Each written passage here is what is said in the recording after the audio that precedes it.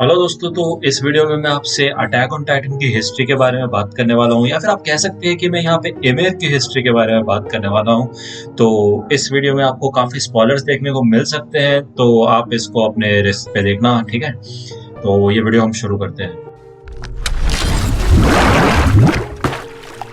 दोस्तों, ये बात है 2000 साल पहले एक राज्य एल्डिया की, जहाँ की एक गाँव में एक छोटी सी लड़की रहा करती थी जिसका नाम था इमेर। इस गांव के सभी लोगों को एल्डेन किंग फ्रिट्ज ने अपना गुलाम बना लिया था और वो सभी लोग एल्डेन किंग की ही बात माना करते थे। लेकिन एक रात इमेर ने कुछ सुअरों को उनके पेन से आजाद कर दिया, और जब ये बात किंग फ्रिट्ज को पता चली तो उन्होंने सब लोगों को बुलाया और पूछा कि ऐसा किसने किया। जब किंग फ्रिट्ज को पता चला कि उन सुअरों को एक इमेर नाम की छोटी बच्ची ने आजाद किया है, तो उन्होंने अपने सिपाहियों को इमेर के पीछे लगा दिया और अपने सिपाहियों को उसका शिकार करने के लिए भेजा। जी हाँ दोस्तों, शिकार जैसे कि जानवरों का किया जाता है, और यही इमेर की सजा थी। उन सिपाहियों ने इमेर को भागते हुए पकड़ा और तीर कमान से उसको घायल कर दिया। इमेर भागते भागते जंगलों में चली गई और थोड़ा दूर जाके उसको एक काफी बड़ा पेड़ दिखा जिसके अंदर छुपने की थोड़ी सी जगह थी। तो उन सिपाहियों से बचने के लिए इमेर उस खाली जगह में चली गई, लेकिन वहां पे जैसे ही गई उसने देखा कि नीचे जमीन ही नहीं है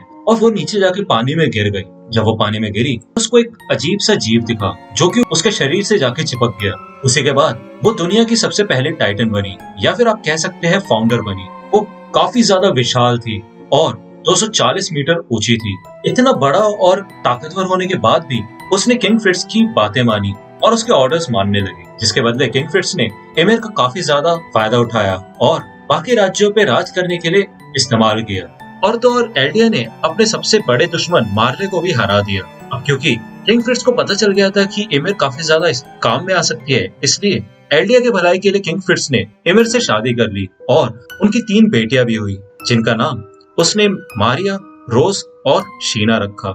इमेर के इस कमाल की ताकत के आगे मार्ले ने हार मान ली और एल्डिया और उसके टाइटन के सामने सरेंडर कर दिया। जब वो सरेंडर करने के लिए एल्डेन किंग किंग फ्रिट्ज के पास आए, तभी उनमें से एक मार्लिन सोल्जर, जो कि हेलोस के नाम से जाना जाता है, उसने एक भाला उठाया और किंग फ्रिट्ज की ओर फेंका, उसको जान से मार देने के लिए। लेकिन इमेर इतनी ज्यादा तेज थी कि वो राजा के सामने आ गई और राजा को बचाने के चक्कर में उसने खुद की जान दे दी। और जब इमेर की मौत हुई उस समय उसको टाइटन बने हुए 13 साल हो चुके थे, यानी कि टाइटन बनने के बाद वो सिर्फ 13 साल ही जी पाई। अब यहाँ पे फ्रिट्ज तो बच गया था, लेकिन उसको फिर भी टाइटन की ताकत को खोना नहीं था, और इसलिए इस टाइटन की ताकत को जिंदा रखने के लिए उसने अपने बच्चों को जबरदस्ती इमेर की लाश को खाने के लिए कहा, जिससे कि ये सारी ताकत उनकी पीढ़ियों तक जाए। और इसी वजह से इमेर के बाद आने वाली सारी पीढ़ियों को सब्जेक्ट्स ऑफ इमेर कहा जाता है, क्योंकि कहीं ना कहीं उनके बाद आने वाली सारी पीढ़ियों में इमेर मौजूद है। इमेर की लाश को खाने की वजह से उनकी पीढ़ियों में इमेर की ताकत 9 टाइटन्स में भी बढ़ गई। लेकिन हमेशा से ही फाउंडिंग टाइटन ही सेंट्रल पावर रही, जो कि बाकी 9 टाइटन को अपने से जोड़ के रखता है। और इस सेंटर को मार्ले कोऑर्डिनेट के नाम से पुकारते हैं और कहते हैं कि सारे सब्जेक्ट्स ऑफ इमेर फाउंडिंग टाइटन से जुड़े हुए हैं। इमेर की ताकत से जो 9 टाइटन बने हैं, सिर्फ उन्हीं टाइटन को फौजदार माना जाता है, क्योंकि इन 9 टाइटन्स को ही इंसानों के द्वारा काबू किया जा सकता है, बाकी के नॉर्मल टाइटन्स की तरह नहीं, क्योंकि बाकी के नॉर्मल टाइटन्स में अपने सोचने समझने की शक्ति नहीं होती। 9 के 9 टाइटन्स को पीढ़ियों से अपने बच्चों को दिया जा रहा है। और मैं आपको बताना चाहूंगा कि जिस भी एल्डेन को ये टाइटन की पावर मिलती है, ताकत मिलने के बाद 13 साल ही जी पाता है, क्योंकि इमेर की खुद की जिंदगी को दर्शाता है, क्योंकि इमेर भी टाइटन बनने के बाद से 13 साल ही जी पाई थी। अगर मैं आपको बताऊं कि वो 9 टाइटन्स कौन से हैं, तो वो है the founding Titan, the colossal Titan, the armoured Titan, the female Titan, jaw Titan, beast Titan, card Titan, Warhammer Titan, attack Titan. इनमें से हर एक टाइटन की अपनी खुद की कुछ खूबी और ताकत है, जो कि एक दूसरे को अलग करती है। और जैसे कि मैंने आपको पहले बताया कि इन टाइटन्स को चलाने के लिए एक इंसान की जरूरत पड़ती है। लेकिन अगर मैं आपसे बात करूं फाउंडिंग टाइटन की, तो फाउंडिंग टाइटन का इस्तेमाल सिर्फ रॉयल ब्लड वाले लोग ही कर सकते हैं, और इस वजह से फाउंडिंग टाइटन हमेशा से ही रॉयल फैमिली में रहा है। फाउंडिंग टाइटन को छोड़ के बाकी 8 टाइटन्स का इस्तेमाल कोई भी इमेर का सब्जेक्ट कर सकता है। और मैं आपको बताना चाहूंगा कि अगर कोई व्यक्ति जिसके पास टाइटन की पावर है, वो 13 साल पूरे होने से पहले अपना टाइटन किसी और को नहीं देता है और मर जाता है, तो उसकी ताकत कोऑर्डिनेट के जरिए किसी और सब्जेक्ट के पास या फिर एल्डेन के पास चली जाती है। अब मैंने आपसे बात की थी कि अगर वो अपना टाइटन किसी और को नहीं देता है, तो मैं आपको बता देता हूँ कि अपना टाइटन वो किसी और को कैसे दे सकते हैं। सबसे पहले जिस भी व्यक्ति के पास टाइटन की पावर है, उसको चेनों से बांध दिया जाता है। उसके बाद दूसरा एल्डियन जिसको उस टाइटन की पावर दी जाने वाली होती है उसको टाइटन बनाया जाता है।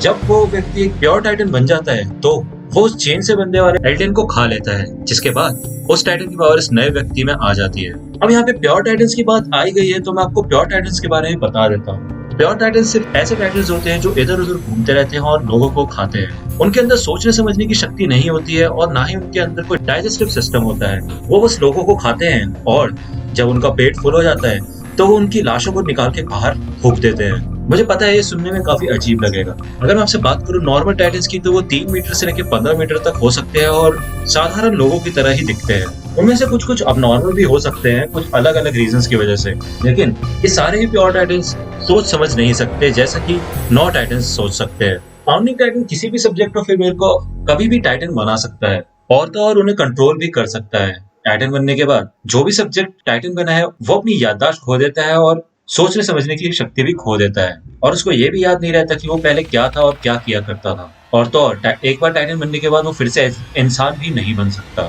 जैसे ही वो सब्जेक्ट टाइटन बनता है तो वो इधर उधर घूमने लग जाता है और इंसानों को खाता है और सिर्फ इसी वजह से फाउंडिंग टाइटन की पावर को श्राप भी माना जाता है। अब मैं आपसे बात करूं दूसरा तरीका जिससे एल्डियंस को टाइटन बनाया जा सकता है तो वो है टाइटन स्पाइनल फ्लूइड, जो कि आपने एनिमे में कई बार देखा होगा। इसमें एक इंजेक्शन के जरिए गर्दन के पिछले भाग में या फिर सीधे हाथ में ये टाइटन फ्लूइड डाला जाता है। ये तरीका जब इस्तेमाल किया जाता है जब प्योर टाइटन्स बनाने के लिए फाउंडिंग टाइटन का इस्तेमाल नहीं किया जा सकता। एक बार इंजेक्शन लगने के बाद वो एल्डियन एक बेदिमाग प्योर टाइटन बन जाता है। और दोस्तों जरूरी नहीं है कि ये स्पाइनल फ्लूइड सिर्फ इंजेक्शन से लगाने से ही काम आता है, और तरीकों से ये स्पाइनल फ्लूइड बॉडी में जा सकता है। अगर मैं आपसे बात करूं एक रॉयल ब्लड के स्पाइनल फ्लूइड के बारे में तो जिस भी व्यक्ति का स्पाइनल फ्लूइड किसी एल्डियन के अंदर जाता है तो वो उस व्यक्ति को अपनी मर्जी से टाइटन बना सकता है और अपने हिसाब से कंट्रोल भी कर सकता है, जैसा कि हमें जी किगर के द्वारा दिखाया गया था। और जैसे मैंने आपको बताया कि फाउंडिंग टाइटन कभी भी किसी भी एल्डियन को टाइटन में बदल सकता है,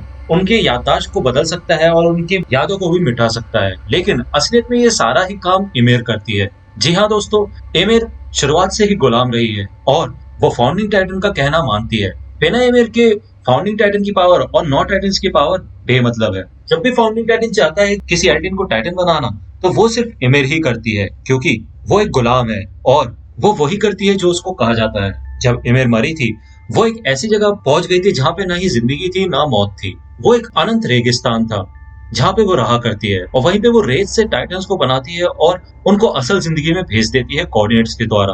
बिना इमेर के टाइटन्स का कुछ वजूद ही नहीं है और अगर इमेर होती ही नहीं तो टाइटन्स भी नहीं होते। तो दोस्तों मुझे उम्मीद है कि आपको आज की ये वीडियो काफी अच्छी लगी होगी और अगर आप चाहते हैं कि मैं एनिमे से रिलेटेड और भी वीडियोस बनाऊं तो आप मुझे कमेंट सेक्शन में बता सकते हैं। मैं आपके लिए और भी मजेदार वीडियोस लेके आऊंगा। तब तक के लिए गुड बाय।